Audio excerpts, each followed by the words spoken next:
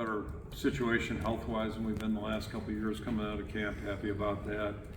And the challenge right now is to transition into game week. It's a whole different mode of operation than what we've been doing, and trying to work through that a little bit. Depth chart, we put one out yesterday, but really it's a fluid process right now, and I think we have a lot of good competition going on with our guys. So we'll see what it looks like as the week goes on, and check out some medical and situations on top of it. But so we're hopefully in a good position there. Regarding the sports wagering, just basically a couple words on that. Noah's appeal process is in process actually, and as I've said all along, we support him right now. Nobody's claiming that he's not guilty of certain things, but I think really what the bottom line is, we're just hoping for a reconciliation on this whole thing, or reconsideration, and I'm hoping that when the committee looks at reasonable people will reconsider the punishment, and just be anxious to hear how that all turns out. Regarding Utah State, just a couple words about the game. So our captains, start with that. Defensively, got Joe Evans and got Higgins in there, Jay Higgins.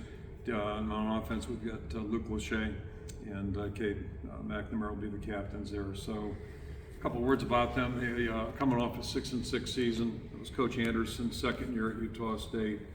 And prior to that, had a really good strong run at Arkansas State. Did an outstanding job. And if you look at what he did going to Utah State, they were coming off a 1-5 season in the pandemic year, and he and his staff led the team to 11 wins 2 years ago, and then came back 6-6. So he's had success everywhere he's gone.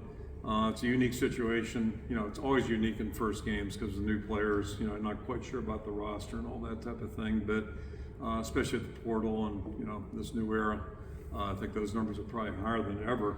So that part's a little bit of a wild card, but the bottom line is if you look at their staff, there's a lot of DNA there that's pretty consistent. Whether I know they lost their offensive coordinator, but that is what Coach Anderson specializes in. He's going to take that over. So I think we have a decent feel at least of what that looks like. Same thing with the defensive coordinator. You go back through his career, a lot of consistency there, and same thing with the special teams coordinator. So I feel like we have an idea of what to expect schematically, but you just never know, and that's true in any first game, no matter if the whole staff had returned. You never know who people get within the out of season. So a couple words about their team. Their quarterback is a veteran player, did a nice job last year. They're an up-tempo team.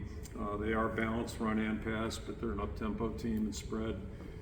They've got a good returning receiver, so he's back. Heart and soul of the defense appear to be up the middle. They've got a defensive tackle, linebacker returning. And then kicking game, their punter's a good punter, and they've got one guy on their team that blocked 3 punts last year, which is, you don't hear of that too often. So I think obviously we're going to give him a lot of attention and be mindful of where he is. And then again, first games are always a little bit unique in that regard. So I think the big thing is for us to be, alert. We got to be ready. We got to be sound and fundamentally sound, and also do a good job with our communication and try to play it out as it goes. So it's kind of the challenge right there.